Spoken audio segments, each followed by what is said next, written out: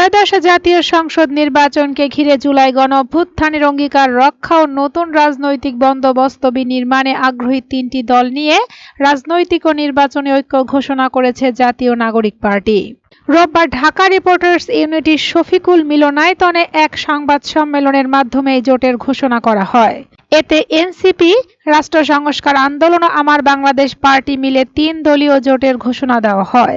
পরবর্তীতে জোটে আরও দলের সংখ্যা বাড়তে পারে বলে জানান আয়োজকরা।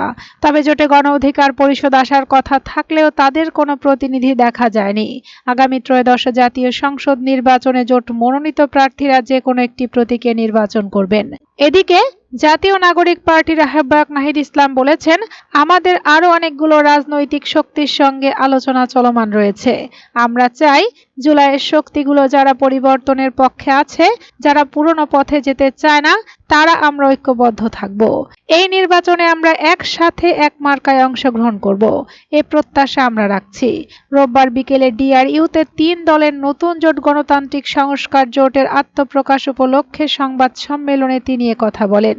তিনি বলেন, বাংলাদেশে যদি কেউ আগামী নির্বাচনে গায়ের জোরে দখলদারিত্বের মাধ্যমে ভোট আদায় করে অথবা ধর্মের নামে মানুষকে প্রতারণা করে ভোট আদায় করে, তারা উভয়ই পরাজিত হবে। এই জোটটা কেবল নির্বাচনী জোট না, এই জোটটা মূলত রাজনৈতিক জোট।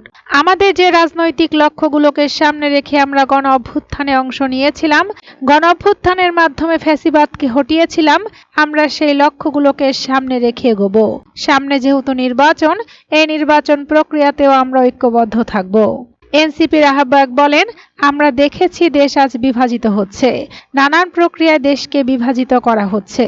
যেসব প্রশ্নগুলো এই মুহূর্তে বাংলাদেশের সবচেয়ে জরুরি ছিল আলোচনা করা, আমাদের গণতান্ত্রিক সংস্কার, আমাদের অর্থনৈতিক সংস্কার, আমরা দেখতে পাচ্ছি যে নানাভাবে সেই প্রশ্নগুলোকে অগুরুত্বপূর্ণ অনেকগুলো বিষয়কে গুরুত্বপূর্ণ করে তোলার চেষ্টা করা হচ্ছে। বিভিন্ন দলকে সিটের লোভ দেখিয়ে নানা জোটে নিয়ে যাওয়ার চেষ্টা করা হচ্ছে। এই সব যে অফার বিভিন্ন দল থেকে আসছে, আমরা সেগুলোকে সাদরে প্রত্যাখ্যান করি।